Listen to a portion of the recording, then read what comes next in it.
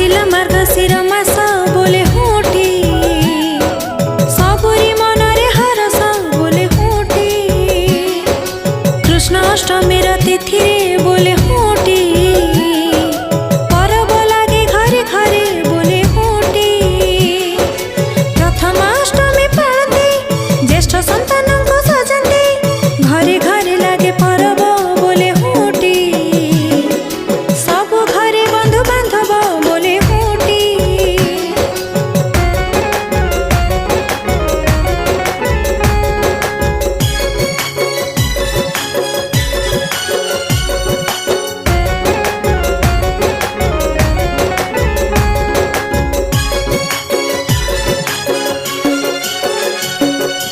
ମାର୍ଗଶିର ମାସ ମହତ୍ଵ ବୋଲେ ହୁଁଟି ସବୁ ମାସ ଠାରୁ ଅନେକ ବୋଲେ ହୁଁଟି ନିଶ୍ଚିନ୍ତ ଭାବରେ like comment share and subscribe କରିବେ।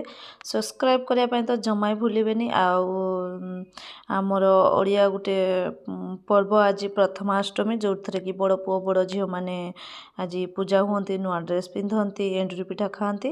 ତ ଦେଖିପାରୁଥିବେ ମୁଁ ଏମିତି କିଛି ତରକାରୀ ବନେଇ ଦେଇଥିଲି। ମୋ ତରକାରୀ ତ ରେଡ଼ି ହେଇଯାଇଛି। ଏଠି ଯେଉଁ ପିଠା ବସେଇ ଦେଇଥିଲି, ତ ପିଠାକୁ ମୁଁ ଏବେ ଚେକ୍ କରି ନେଉଛି। ପିଠା ବି ହେଇଗଲା। ଯଦି ପତ୍ରରୁ ଛାଡ଼ି ଯାଉଛି, ଦେଖିପାରୁଥିବେ ପତ୍ର ଛଡ଼େଇବେ, ଯଦି ଛାଡ଼ି ଯାଉଛି ତାମାନେ ଜାଣିବେ ଯେ ପିଠା ଆମର ରେଡ଼ି। ତ ହଳଦୀ ପତ୍ରର ପିଠା ଆଉ ଦେହ ପାଇଁ ମଧ୍ୟ ବହୁତ ଭଲ ହେଇଥାଏ। ତ ନିଶ୍ଚିତ ଭାବରେ ବର୍ଷରେ ଥରେ ଏଇଟା ତ ନିଶ୍ଚିତ ଭାବରେ ଖାଇବା ବି କଥା। ଏମିତି ନର୍ମାଲ ଦିନରେ ବି ଖାଇବା କଥା ଆକ୍ଚୁଆଲି। ତ ଦେଖିପାରୁଥିବେ ଏଇଟା ହେଉଛି ସୌମ୍ୟାର ଗେଟଅପ୍ ପ୍ରଥମାଷ୍ଟମୀର। ଯଦି ଭଲ ଲାଗିଲା ତାକୁ ନିଶ୍ଚିତ ଭାବରେ ଲାଇକ୍ କମେଣ୍ଟ ସେୟାର କରିବେ। ଆଉ ତାକୁ ନିଶ୍ଚିତ ଭାବରେ ଆଶୀର୍ବାଦ ମଧ୍ୟ ଦିଅନ୍ତୁ। ସେ ଯେମିତି ଆଗକୁ ଯାଉ, ଭଲ ମଣିଷ ହଉ, ଭଲ ପିଲା ହଉ, ଗୋଟେ ଭଲ